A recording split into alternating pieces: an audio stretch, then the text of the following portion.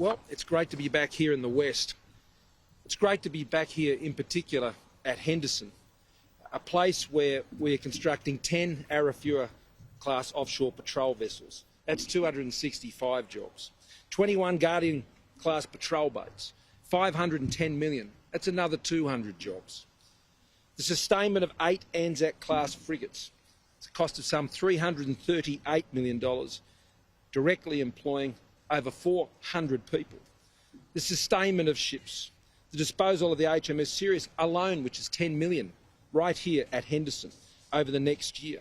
The Regional Maintenance Centre West. The Defence Industries Pathways program. We're not just building ships here, we're building workforce here. We're building skills here. The skills that Australia needs to power our economy. That is so much integral to the economic plan that we're taking forward. An economic plan that I know is working because Australians are working. And they're particularly working here in Western Australia. The unemployment rate here in Western Australia down to 3.4%. It's the lowest in the country across all the states. And that means that in Western Australia, this is one of the most important parts of our economy. For our national economy to be strong, the Western Australian state economy must continue to be strong.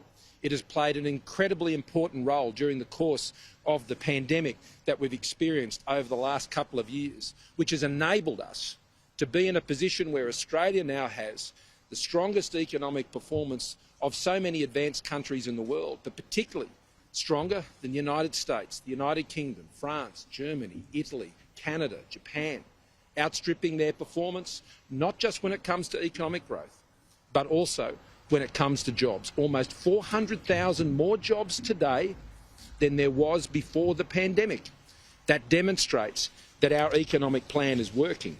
And our defence industries are incredibly important to that plan. They're a key sector identified in our modern manufacturing initiative, but they're also absolutely essential for Australia's sovereign capability, so we can keep Australians safe. And today we are making an announcement that will bring the total number of Evolved Cape-class patrol boats, 2 of them you can see just behind us here, up to 8. And that is an investment of some $124 million to build 2 more of these Evolved Cape-class vessels. And that brings the total investment to some $400 million. The purchase will strengthen our naval patrol force, but it'll also ensure with the Cape-class boats that will go back to that'll go to Border Force, it'll take them from 8 to 10. Now, you cannot invest in Australia's naval shipbuilding capability. You cannot achieve over 2% this year of our size of our economy, investing in our defence forces to restore it from those terrible lows we saw when we first came to government. There's only one way you can do that, and that is if you can manage a strong economy and if you're able to manage money. I've been making this point. If you don't understand the economy, if you can't manage money, you can't guarantee the essential services Australians rely on, like Medicare, and you can't guarantee the safety of Australians and to keep Australians safe by investing in our defence capability and our border protection capability. Now, these vessels will play an ongoing and important role in Australia's border protection capabilities. And just bear with me as I tell you why that's important, particularly as we go into this next election. When I was the Shadow Minister for Immigration, we were dealing in this country with an even worse border protection crisis than was fixed up by the Howard government. We were seeing 1,200 people that we know of who perished at sea. And for 2 years, we worked to put in place a policy that we knew would work. It didn't come overnight. For 2 years, we worked with those who are experienced in this area. I travelled overseas. I went to the United States, the United Kingdom. I went to Malaysia. I went to Indonesia. I pulled in people who knew what they were talking about, people like General Molan. And we worked with others retired in the Defence Forces. And we built Operation Sovereign Borders.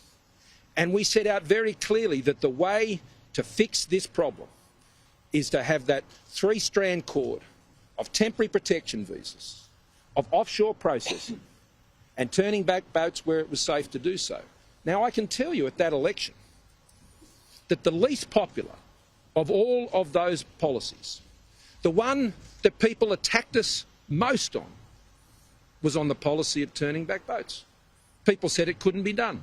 It couldn't be done safely.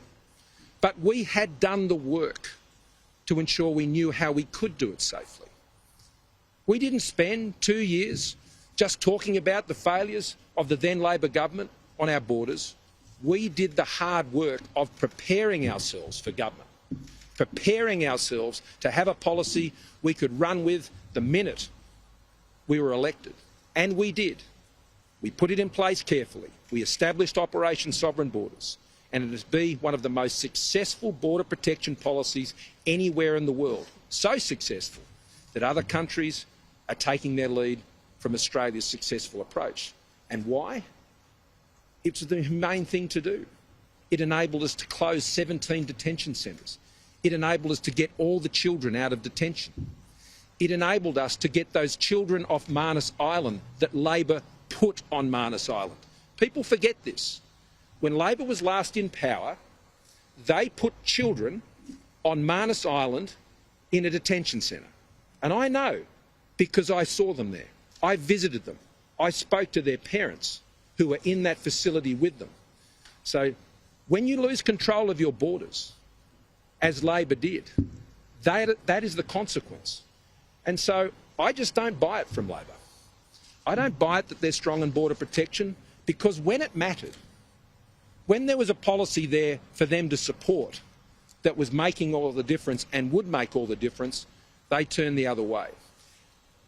I'll finish on this point before I ask Melissa Price to speak more to the announcement we're making today, and then I want to come back and make some other comments on our housing policy announcements today. In August of 2008, Kevin Rudd abolished temporary protection visas. That was the green light to Labor's border protection failures. You want to date it? That was the day they said people smugglers are in business. And from that day on, the boats came, and they just kept coming, and they just kept coming, and people kept on drowning. And Labor had no credible answers. And so I am just amazed that after all of this time, Anthony Albanese is saying that he would abolish temporary protection visas if he were to become Prime Minister. After all of this time, Labor have learned nothing when it comes to border protection. And I think that's very disappointing, because it does set out, I suppose, a very clear choice. A government that knows how to protect and secure our borders, and a Labor opposition you just don't know at all. And with that, I'll ask Melissa to make some comments, and then I'll come back to the housing policy.